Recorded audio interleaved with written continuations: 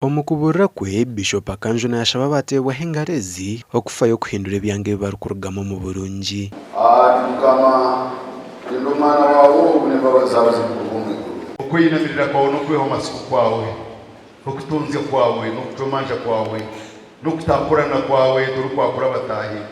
Waba wamara kurugaha gendera umurya gomani ruhanga kwereza amani gukusimbura.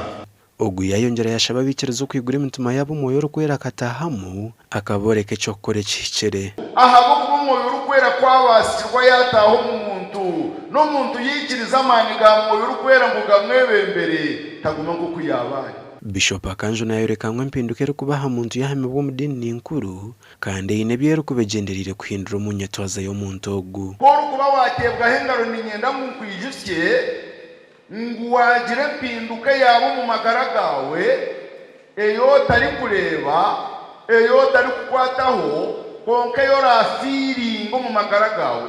Akanjuna yayongera yashaba bahamibwa okugira mitwarizera esimisa abantu barukutura nabo. Abatebwa hengaro muri ketubatume nimwe mugende mugambo mukuru bwa Kristo mujanjazo burungi bwe mugango Yesu kunajuna. Omugandi abashije umurakanungu bashabo kukirezo ubujunanizo bwabo makagabo gabone kubaga ubusinge. Ebyagambwa hakusima kwa banyinamaka abo muri akidikonare ya Kambuga okwakorerwa har St John's Kambuga akidikonare. Abantu batanu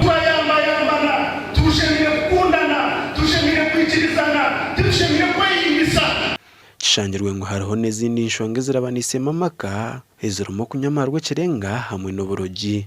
Amaka n'ikintu cyangwa umunga aho kuba eka yaratandike kanisa kandi yaratumye hanga ryaho.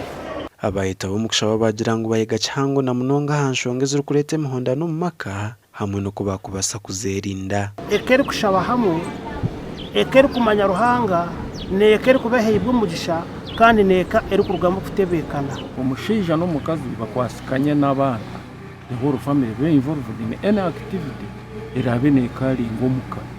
Gasha kwa Job namanya hamwe na Hweza Wilfred.